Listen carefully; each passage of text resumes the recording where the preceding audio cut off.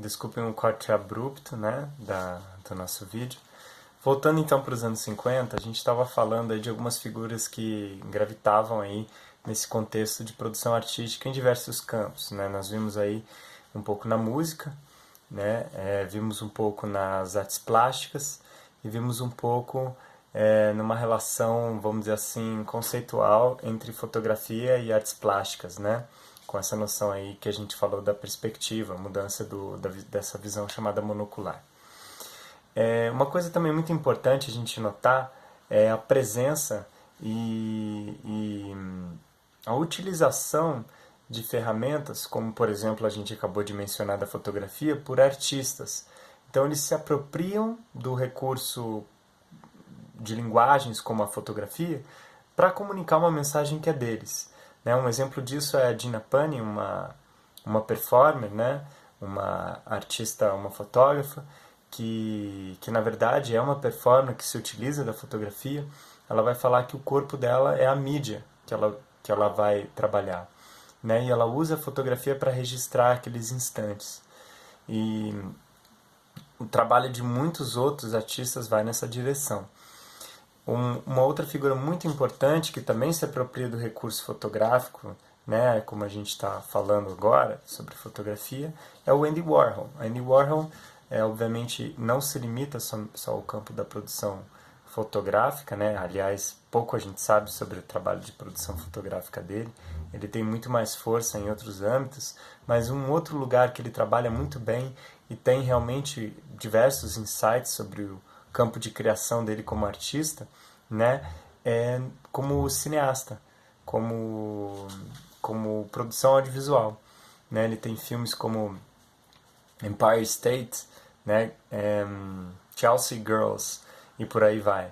Vamos falar um pouquinho sobre o Empire State, que é uma imagem bastante interessante, né? Uma imagem emblemática do prédio, né, daquele famoso prédio do Empire State, né? É um filme mais ou menos de muitas horas de duração, né? A versão que eu vi, ela tinha basicamente 2 horas, e é muito interessante você ver essa imagem, um plano fixo do Empire State, né? E aí você fica pensando, o que vai acontecer? O que vai acontecer? Você fica vendo o filme por 10 minutos, 20 minutos, meia hora, 40 minutos, e nada, entre aspas, acontece, né? E aí com o tempo você começa a perceber que na verdade ele não é possível, tem alguma coisa que ele quer dizer com aquilo ali. Então é como se a gente quer desconstruir a ideia de representação, né? Então, por detrás daquele prédio, né, aquilo que eu estou vendo é a imagem de um prédio, e não um prédio como a gente entende, né? Aquilo não é um símbolo de um país ou algo do tipo. Não, aquilo é somente uma imagem do prédio, né? Então, ele leva a atenção para essa característica indicial da imagem, ou seja, aquilo que está entre a imagem do prédio e o prédio em si. Tá? Isso remete muito o movimento dadaísta e surrealista quando eles falam do Ceci n'est pas un pipe, né? Isso não é um cachimbo, é uma imagem de um cachimbo e não um cachimbo, né? Então leva essa atenção para o ato, né, de criação, o ato de construção, né? Isso é muito interessante e esse contexto dos anos 50, anos 60, isso tem muita força, né? Então isso é o que a gente está chamando aqui de happening. O happening se desdobra no movimento chamado performance, nos anos 60. Né? E é muito interessante, a gente pode pegar um manifesto, o que foi publicado do grupo Fluxus, né? Um grupo que também vai estar muito ativo aí quando a gente vai falar da relação de performance. Né? Yoko Ono é uma das figuras que faz parte desse coletivo, desse grupo Fluxus. Né? E é muito interessante a gente pensar como é entendido, como é essa abordagem com relação ao corpo, né? A performance é um lugar, diferentemente do happening, né? E quem vai falar muito bem disso é o Renato Cohen, né? Que é um autor brasileiro, vai falar muito bem sobre happening e performance, mas a gente está resumindo aqui, a gente está fazendo de uma maneira bastante sintética, né? Essa relação do fluxo corpóreo, né? Então é como se a gente estava muito ligado a essa ideia do Homo sapiens, do conhecimento, né? E eles colocam uma ênfase na vulnerabilidade do ser, né? Então, nós somos vulneráveis, nós estamos fadados à morte, né? Então, é um homem visceral e é um homem cheio de fluidos, né? É um ser visceral, é um ser que nasce e morre, é um ser que é vulnerável. Então, isso é muito interessante, né? O trabalho do Grupo Fluxus em dar ênfase a esse tipo de coisa, né? Então, esse é o movimento que a gente está falando aqui da performance. Tá?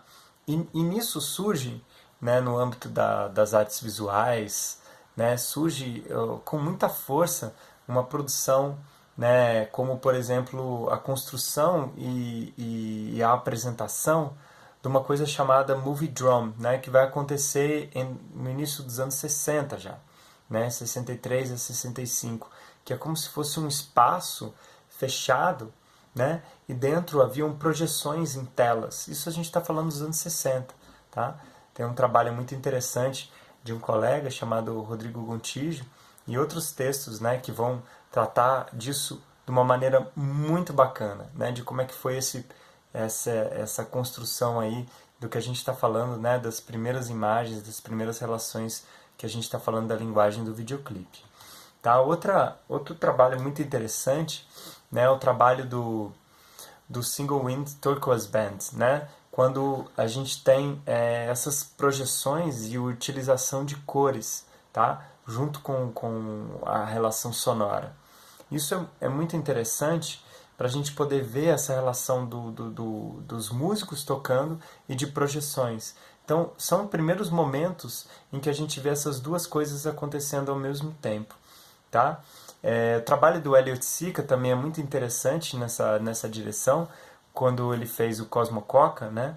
A gente vê essa relação também no Hendrix War, de 73, né? E são o uso de projeções junto muitas vezes com outras artes